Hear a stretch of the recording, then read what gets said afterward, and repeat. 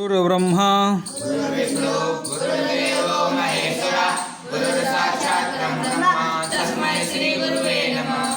जो पुस्तक आप लोगों के हाथ में कौन सी है? प्रश्नोत्तरी। कौन सी है? प्रश्नोत्तरी। जिसको बोलते हैं मणिरत्न माला।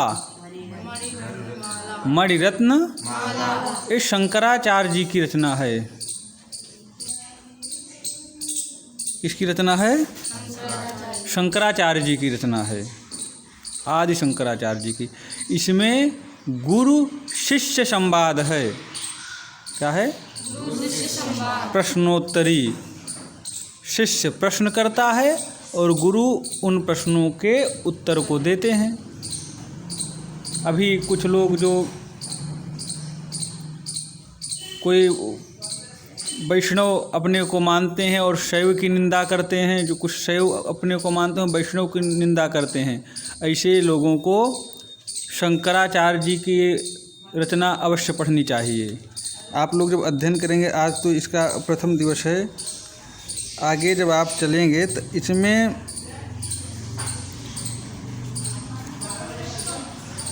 शिष्य प्रश्न करता है कि कार्या प्रिया का, आप लोगों को आगे पढ़ाया जाएगा एक दो दिन में, कार्या प्रिया क्या,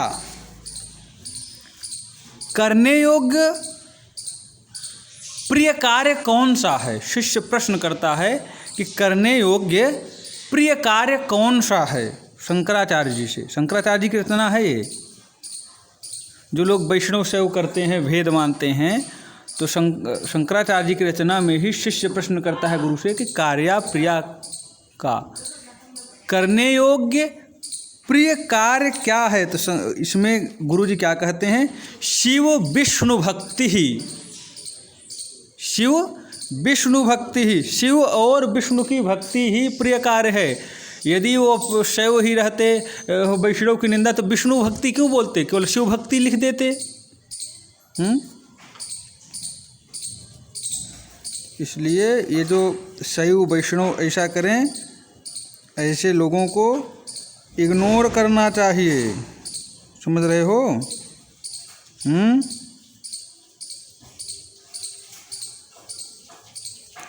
इसी में आगे ही करते हैं। और शिष्य पूछता है किम कर्म कृत्वा नहि शोचनीयम, किम कर्म कृत्वा नहीं शोचनीयम, ऐसा कौन सा कर्म है जिसको करने के बाद में सोचना नहीं पड़ता। शिष्य कहता है ऐसा कौन सा कर्म है जिसको करने के बाद हमें सोचना नहीं पड़ता। किम कर्म कृत्वा नहीं शोचनीयम। तो गुरु जी उत्तर देते हैं क्या? कामारी कंसारी समर्चनाख्यम।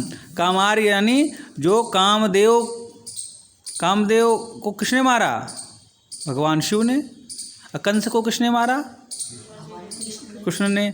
तो कह रहे हैं कामारि कंसारि समर्चनाख्यम, भगवान शिव और भगवान श्री कृष्ण का पूजन, जिसको करने के पश्चात सोचना नहीं पड़ता। शैव और वैष्णव समझ में आ रहा?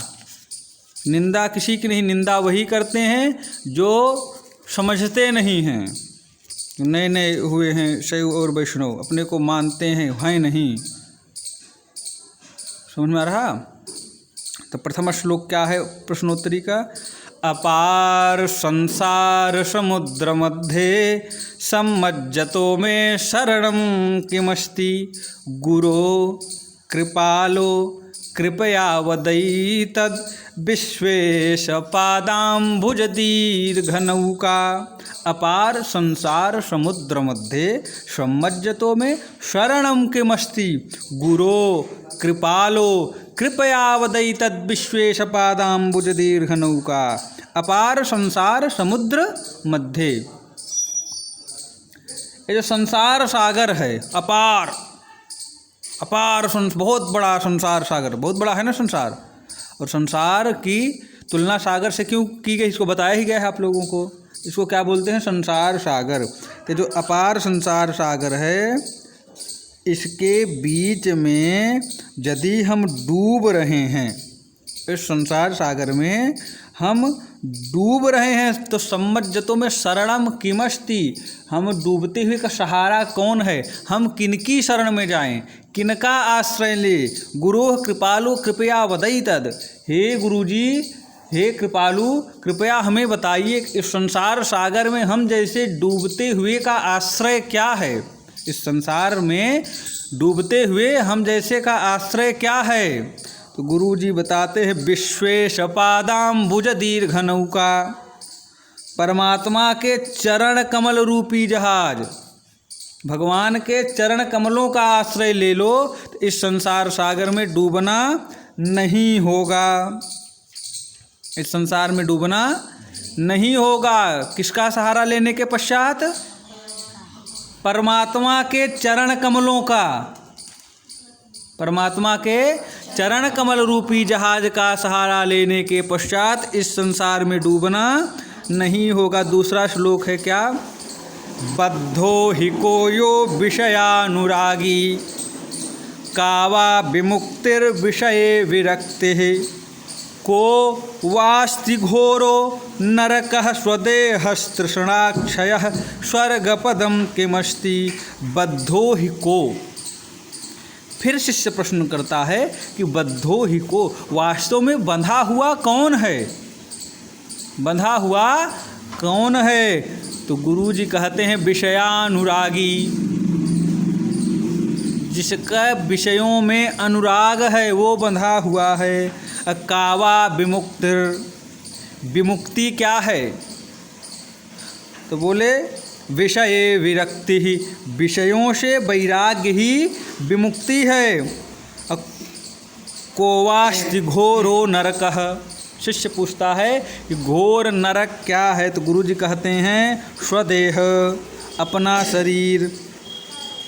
फिर शिष्य कहता है स्वर्ग पदम किमस्ति, स्वर्ग का पद क्या है, तो गुरु जी कहते हैं तृष्णाक्षयः, तृष्णा का नाश होना ही स्वर्ग का पद है, स्वर्ग की प्राप्ति है। समझ में आ रहा। इन श्लोकों को याद करके इनके अर्थों को समझो। प्रतिदिन एक एक दो दो श्लोक आप लोगों को अध्ययन कराया जाएगा।